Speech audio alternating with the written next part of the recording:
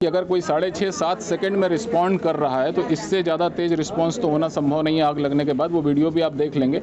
दूसरा जो आप कह रहे हैं उसका मतलब अगर 100% आदमियों की प्राइवेसी में हम दखल अंदाजी शुरू कर दें और हर एक आदमी को उसके बैग को उसके खाना तलाशी जामा तलाशी लेना शुरू कर दें तो 100% उसको रोक सकते हैं। तो उसमें मुझे नहीं लगता कि हम प्राइवेसी में दखल अंदाजी का इतना हक रखते हैं। राजधानी लखनऊ के विधान भवन के बाहर एक युवक ने आत्मदाह का प्रयास किया। युवक ने खुद पर पेट्रोल डालकर आग लगा दी। गंभीर हालत में युवक को सिविल अस्पताल में भर्ती कराया गया है। खास बात यह है कि विधान भवन के बाहर आत्मदाह की घटनाएं रोकने के लिए बड़ी संख्या में पुलिस बल की तैनाती की गई है। बावजूद इसके सुरक्षाकर्मी इसे नहीं रोक सके। मूल रूप से कन्नौज के इंदरगढ़ मुंडरा निवासी रामशरण का बेटा उमाशंकर सोमवार को रोडवेज बस से लखनऊ आया था। पुलिस के मुताबिक चारबाग बस स्टेशन पर उतरने के बाद उमाशंकर पैदल ही विधान भवन की तरफ आया था।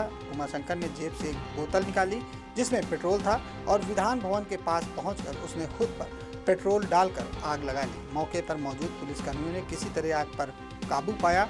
उमाशंकर को सिविल अस्पताल ले जाया गया है जहां उसकी हालत चिंताजनक बनी हुई है। बताया जा रहा है आग से उमाशंकर 30% झुलस गया है। अभी तक जो जानकारी मिली है इसका नाम उमाशंकर है, रामशरण के इनके पिता का नाम है और गुंदारा छिबरामऊ कन्नौज के रहने वाले हैं। इनकी जब मदर ने इनकी नसबंदी कराई थी तो इनका कहना है कि इनकी मदर को 10 डिसमिल ज़मीन मिली थी और उस पर लिखा पढ़ी भी हो गई थी और इनको अलॉट हो गई थी। जब चकबंदी हुई तो वो ज़मीन का गाटा संख्या और वो सब बदल गया। तो इनके हिसाब से जो ज़मीन जहाँ पे बताई जा रही है लेखपाल और बाकी उस ज़मीन को शायद अभी नहीं मानते इनके हिसाब से, तो उसी पर विवाद है। इसने कई बार वहाँ लोकल लेखपाल को, एसडीएम को, डीएम को अपनी शिकायतें की हैं और इसका कहना है कि बार बार लेखपाल से ही वही रिपोर्ट लग के वापस आ रही है। तो निश्चित रूप से इनकी ज़मीन का आपसी मैटर है और उसमें लेखपाल से इनको ग्रज है और वहाँ के प्रधान से ग्रज है।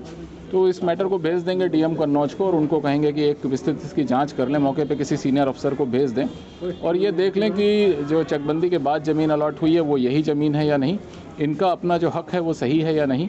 इन सब बातों की उनसे जाँच करा लेंगे। और दूसरी चीज़ है जो यहाँ घटना हुई है उसमें इन्होंने अपनी छोटी सी एक शीशी में ये पेट्रोल लेके आए थे और उतरते ही इन्होंने अपने पैर में वो पेट्रोल डाला है और नीचे ही आग लगाई है। 6.5 से 7 सेकंड में हमारे जो पुलिस कर्मियों का वीडियो आ गया है, पुलिस 6.5 से 7 सेकंड में उन्होंने रिस्पॉन्ड किया और इसकी आग बुझाई है। और यही कारण है कि ये सिर्फ पैर में इनकी 30-35% बर्न इंजरी है और इनकी जान बचा ली गई है।